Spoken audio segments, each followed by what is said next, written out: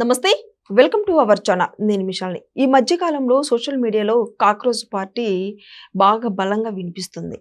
మరి ఈ పార్టీకి ఇటు వైసీపీ, బీఆర్ఎస్ కలవబోతుందా? అయితే దీని మీదే బీజేపీ ఎందుకు సీరియస్ అయింది? దీని వెనుక అసలు కారణాలేంటి? దీని మీద పూర్తిగా విశ్లేషించడానికి మనతో పాటు స్టూడియోలో ఉన్నారు ప్రముఖ రాజకీయ విశ్లేషకులు, సీనియర్ జర్నలిస్టు సిఎస్ రావు గారు ఉన్నారు. వారిని అడిగే విషయాలను తెలుసుకునే ప్రయత్నం చేద్దాం. నమస్కారం సార్. నమస్తే సార్, ఈ మధ్య కాక్రోచ్ పార్టీ అనేది బాగా గట్టిగా వినిపిస్తుంది సోషల్ మీడియాలో. మరి ఈ పార్టీకి ఇటు బీఆర్ఎస్ కావచ్చు, అటు వైసీపీ కావచ్చు, కలిసే మనస్తత్వం మనకు కనిపిస్తుందా? అంటే దీనికి బీజేపీ ఎందుకు సీరియస్ అవుతుంది? ఏంటి సార్ దీని వెనుక కారణాలు ఏంటి? ఇప్పుడు కాక్రోచ్ జనతా పార్టీ దాని పేరు. అది ఎందుకు పుట్టింది? సుప్రీంకోర్టు చీఫ్ జస్టిస్ సూర్యకాంత్ గారు ఒక కామెంట్ చేశారు.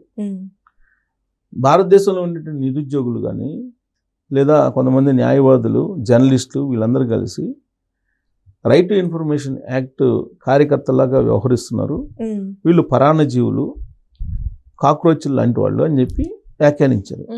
ఆ క్రమంలో పుట్టినటువంటి పార్టీ అది. అతను ఎవరు? దీప్క్యాన్. ఎవరు ఈ దీప్క్యాన్ అంటే ఒక దళితుడు. అతను మహారాష్ట్రలో అక్కడ చదువుకున్నాడు. మహారాష్ట్రలో సంభాజీ నగర్ ఏదో ఉంది కదా, అక్కడ చదువుకున్నాడు. అతను జర్నలిజంలో డిగ్రీ హోల్డర్. ఆ తర్వాత అతను కొన్ని రోజుల పాటు ఆప్కు పనిచేశారు. డిజిటల్ కంటెంట్ క్రియేట్ చేసేలాగా డిజిటల్ ప్రమోషన్స్ కోసం ఆయన చేరాడు. ఆప్కి అప్పుడు డిప్యూటీ సీఎంగా ఉన్నటువంటి సిసోడియా దగ్గర పర్సనల్గా పనిచేసాడు అతను. ఆ తర్వాత ఇతను అమెరికా వెళ్ళారు. అమెరికాలో మాస్ కమ్యూనికేషన్స్ మాస్టర్స్ చేస్తున్నారు. మాస్టర్స్ చేస్తున్నటువంటి ఆయన ఇప్పుడు ఈ కాక్రోచ్ జనతా పార్టీ అనేది అక్కడి నుంచి ఆన్లైన్లో పెట్టారు. ఇది ఏంది? రియల్ పార్టీ కాదు, ఇది సెటైరికల్ పార్టీ. ఓకే. ఎందుకు సెటైరికల్ పార్టీ అంటే ప్రభుత్వంలో ఉన్నటువంటి వాళ్ళు ఏదైనా చేయకపోతే ప్రశ్నించడానికి, సెటైరికల్గా ప్రశ్నించడానికి పెట్టినటువంటి పార్టీ. ఇది పెట్టగానే యూత్, ప్రత్యేకించి జన్జెడ్ బాగా అట్రాక్ట్ అయిపోయారు. అట్రాక్ట్ అయిపోయి 4 రోజుల్లో దాదాపుగా 2 million దాటిపోయారు ఫాలోయర్స్ ఇన్స్టాలో. అలాగే ఎక్స్ ఖాతాలో 2 లక్షలు దాటిపోయారు. వెబ్సైట్లో 5 లక్షలు దాటిపోయారు రిజిస్ట్రేషన్స్. సో దీంతో సాంప్రదాయంగా ఉండేటువంటి పార్టీలోనే, అధికారంలో ఉండేటువంటి బీజేపీ కానీ, ప్రతిపక్షంలో ఉండే కాంగ్రెస్ పార్టీ కానీ, ఇన్ని సంవత్సరాల నుంచి పార్టీలు ఉంటే వాళ్ళకు ఉండేది 8 million, 8.5, 8.6 ఉంది బీజేపీకి. కాంగ్రెస్ పార్టీకి 5.5, 6 ఉంది. అంటే నిన్నగాక మొన్న ఆన్లైన్లో అది కూడా సెటరికల్ పార్టీ పెడితే ఇంతమంది ఫాలోయర్స్ వచ్చారని అంటే సాంప్రదాయ పార్టీల మీద ఎంత వ్యతిరేకత ఉంది అనేది ఒక ఉదాహరణ. ఓకే. అందుకే ఈ మధ్య క్యాబినెట్ మీటింగ్లో కూడా ప్రధానమంత్రి నరేంద్ర మోడీ గారు రీల్స్ చేస్తున్నారా లేదని మినిస్టర్స్ని అడిగారు. ప్రభుత్వం ఏం చేస్తుంది, జన్జెడ్కి ఏం కావాలి అనేది మీరు తెలుసుకుంటున్నారా? జన్జెడ్కి ఏం కావాలో వాళ్ళ మనోభావాలకు అనుగుణంగా మీరు రీల్స్ చేసి వాళ్ళకి కన్విన్స్ చేయండి అని చెప్పారు ఆయన.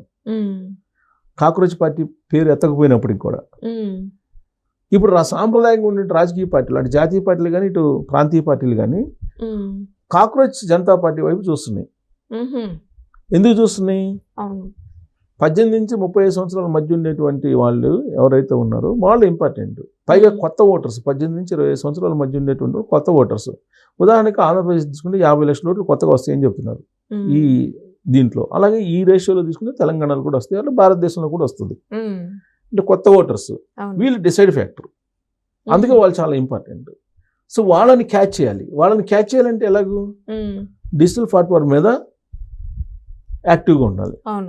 యాక్టివ్గా ఉండాలంటే ఇప్పుడు ఆల్రెడీ డిజిటల్ ప్లాట్ఫామ్స్ అనేక ఉన్నాయి. ప్రతి పార్టీకి డిజిటల్ ప్లాట్ఫామ్స్ ఉన్నాయి, అన్ని పార్టీలకు ఉన్నాయి. కానీ కాక్రోచ్ జనతా పార్టీకి వచ్చినంత క్రేజ్ రావట్లేదు.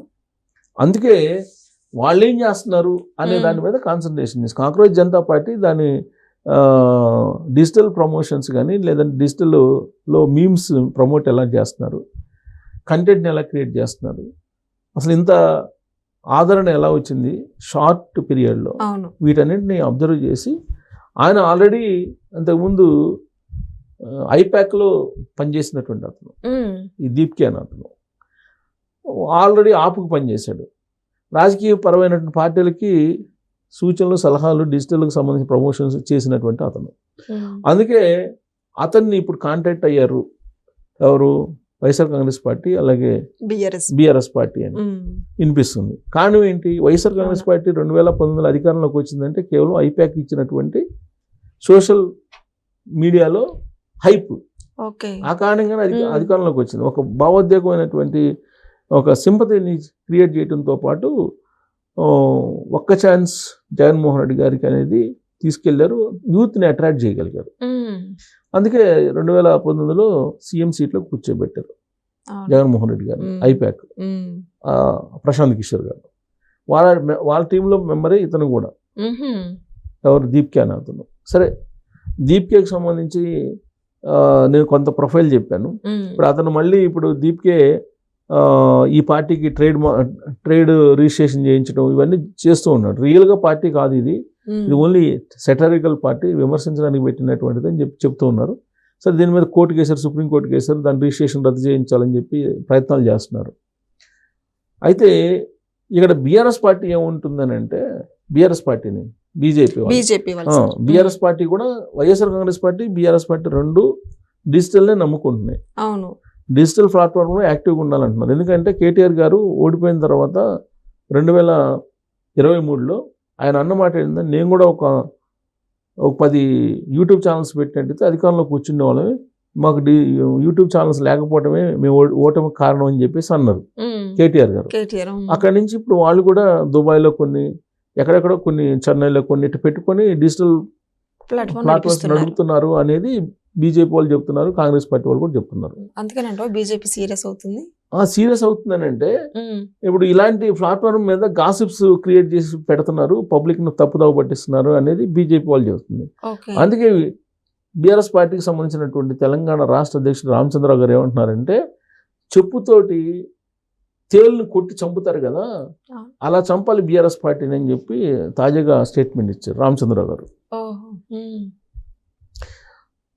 అలాంటి పార్టీని చంపేయాలి, కంప్లీట్గా బీఆర్ఎస్ పార్టీని చంపేయాలి, ఉండకూడదు, ఇది చాలా డేంజర్ ఈ పార్టీ అని చెప్పి రామచంద్రరావు గారు చెప్తున్నారు. ఏ సందర్భంగా చెప్తున్నారు అంటే, ఆయన రైతు గోస బీజేపీ భరోసా అనేటువంటి యాత్ర ఇవాళ నుంచే ప్రారంభిస్తున్నారు ఆయన.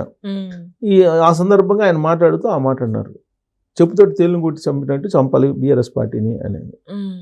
సో అక్కడ కూడా వైఎస్ఆర్ కాంగ్రెస్ పార్టీ, ఇప్పుడు ఆ వైఎస్ఆర్ కాంగ్రెస్ పార్టీ కానీ బీఆర్ఎస్ పార్టీ కానీ ఇప్పుడు డిజిటల్ ప్లాట్ఫామ్ని నమ్ముకుంటున్నాయి, డిజిటల్ ప్రమోషన్స్ నమ్ముకుంటున్నాయి. గ్రౌండ్ లెవెల్లో మీరు పనిచేయాల్సిన అవసరం లేదు అని చెప్పి వాళ్ళు భావిస్తున్నారు. అందుకే రామచంద్రరావు గారు ఏమంటున్నారంటే, ఈ రెండు పార్టీలు పబ్లిక్లో ఉండేటువంటి పార్టీలు కాదు, ఓన్లీ డిజిటల్ కంటెంట్ తోటి బతికేటువంటి పార్టీలు. ఇవన్నీ ఓన్లీ సోషల్ మీడియాలో ఉండేటువంటి పార్టీలు, సోషల్ మీడియాకే పరిమితమైనటువంటి పార్టీలు, ప్రజల్లోకి వెళ్ళేటువంటి పార్టీలు కాదు ఇవి, ప్రజల్లో మమేకమై ప్రజా సమస్యలు తెలుసుకునేటువంటి పార్టీలు కాదు. కాబట్టి ఈ రెండు పార్టీలు ఉండడానికి లేదని చెప్పి రామచంద్రరావు గారు ప్రత్యేకించి బీఆర్ఎస్ పార్టీ గురించి అంటే, అక్కడ అసలు ఆ పార్టీ ఉండకూడదని చెప్పి స్పీకర్ అయ్యన్ పాత్ర గారు తొలి రోజుల్లోనే అన్నారుగా, వైఎస్ఆర్ కాంగ్రెస్ పార్టీ గురించి సేమ్ వర్డ్స్ అలాంటివి ఉపయోగించారు కదా. సో కాబట్టి డిజిటల్ వరకే పరిమితం అవుతున్నారు, పబ్లిక్లోకి వెళ్ళట్లేదు అనేటువంటి కాన్సెప్ట్లో ఈ రెండు పార్టీలని తిరస్కరించాలి ప్రజలు అనేది బీజేపీ వాళ్ళు ఇస్తున్నటువంటి పిలుపు. Okay, thank you sir. Thank you.